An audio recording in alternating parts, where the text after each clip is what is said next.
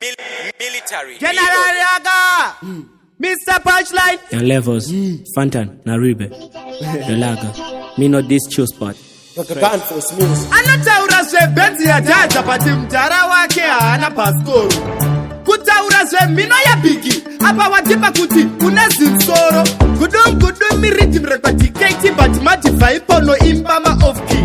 Boom betone ma koma 3, bati monks ya kwewewe inesi koma 3. Sako, wakaraba chikoro nai. Sako, mati faipa ende uriwai. Sako, mama waka wanakana tuku. Sako, brenta koza kafa kunga tuku. Sako, wakaraba chikoro nai. Sako, mati faipa ende uriwai. Sako, mama waka wanakana tuku. Sako, brenta koza kafa kunga tuku. Robert Viper Chifuesi chema sesi chama ni munaimba kupi Musani sete Goma zangu taka simba ungemita Kwa waku da kutambira uku Kuna pisa Ndogu tukira mai wako Auna chipo unechido Unoko na isutisipo Wakapera kutara kungeziko Wakaramba chikoro nai Sako Machi Viper ende uriwai Sako Mama waka wanakana tuku Sako Brenta koza kafa kunga tuku Sako wakaramba chikoro nai. Sako Machi Viper ende uriwai. Sako mama waka wanakana tuku. Sako brenta koza kafa kunga tuku.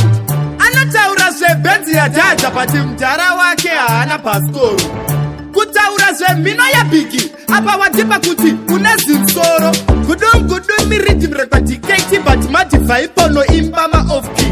Boom betone ma koma 3, bati monks ya kwewewe inesi koma 3. Sako wakaramba chikoro nai. Sako Machi Viper ende uriwai. Sako mama waka wanakana tuku. Sako brenta koza kafa kunga tuku. Sako wakaramba chikoro nai. Sako Machi Viper ende uriwai. Sako mama waka wanakana tuku. Sako brenta koza kafa kunga tuku. Robert Viper Chifuesi chema sesi chama ni munaimba kupi Musani sete Goma zangu taka simba ungemita Kwa waku da kutambira uku Kuna pisa Ndogu tukira mai wako Auna chipo unechido Unoko na isutisipo Wakapera kutara kungeziko Wakaramba chikoro nai. Sako Machi Viper ende uriwai. Sako mama waka wanakana tuku. Sako brenta koza kafa kunga tuku. Sako wakaramba chikoro nai. Sako Machi Viper ende uriwai. Sako mama waka wanakana tuku. Sako brenta koza kafa kunga tuku.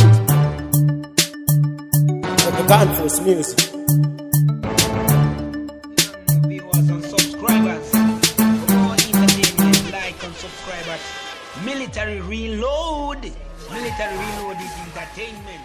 Military Reload.